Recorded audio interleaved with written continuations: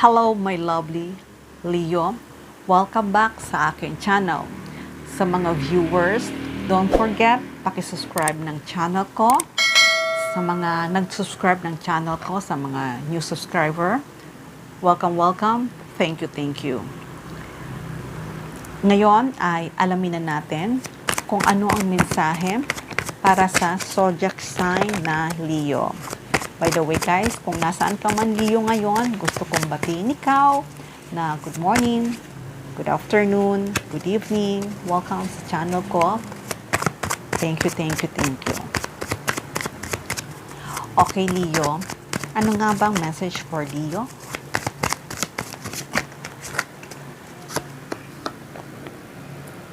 The Tower, Seven of Swords, Knight of Swords, King of Swords, Ten of Swords, the Lovers, Ace of Wands.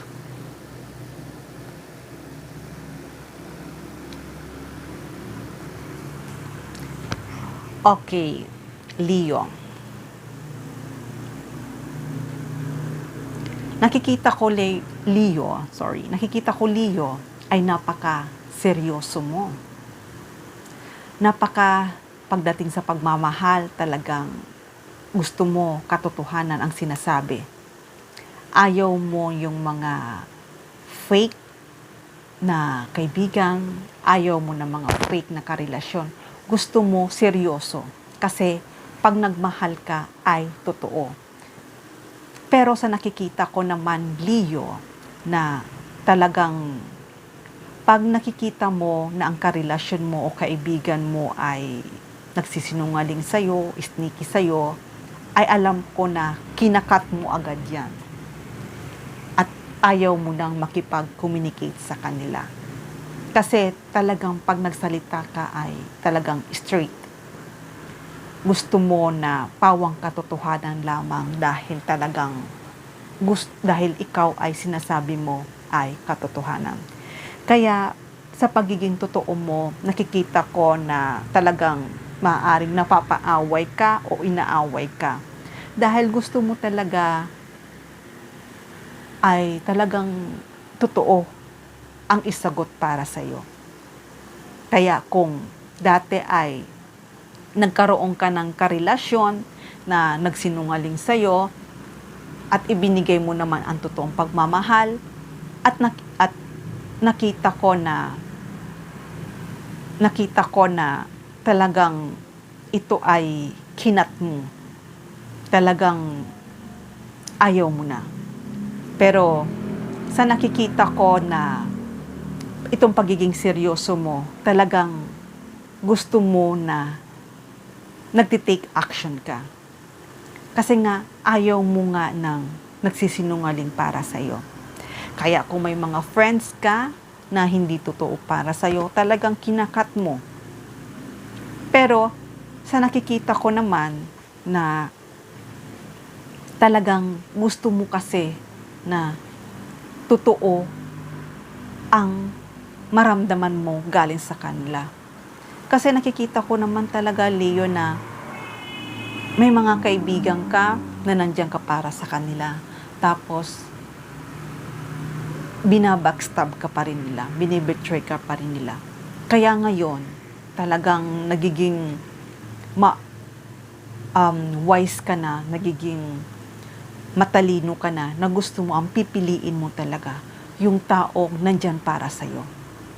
Kaya, kung ano man yung ginagawa mo ngayon, gusto mo talaga na pawang katotohanan lamang. At gusto mo, ang sinasabi mo ay totoo lamang. Kaya kung ano man yung mga arguments, alam ko naman na ay ayaw mo nang makipag-communicate para sa kanila. Dahil nga gusto mo nga totoo. Kaya kung dati ay nasaktan ka dahil marami kang tinulungan, marami kang nandiyan ka para sa kanila, Pero may mga tao pa rin na naglalay para sa'yo. Pero sa nakikita ko naman, Leo, na alam ko na nawala yung trust mo sa iba dahil nga naglay sila. Pero nakikita ko naman na magkakaroon ka ng isang tao na kung saan makikilala mo to na talagang pagkakatiwalaan mo. Dahil itong tao na to na makikilala mo ay talagang siya talaga ang para sa'yo. Kaya kung hinahanap mo totoong pag-ibig, nakikita ko ay makikilala mo na to. Kasi kung ano man yung dati mong karelasyon o mga kaibigan mo, hindi lang sa karelasyon sa pag-ibig or karelasyon mo sa mga kaibigan mo o sa family mo, alam ko ay talagang ayaw mo na. Ayaw mo nang makipag-deal sa kanila.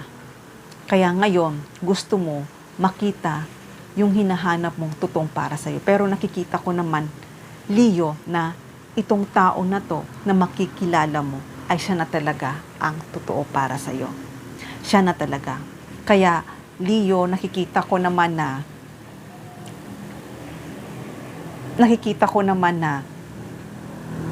matatagpuan mo siya.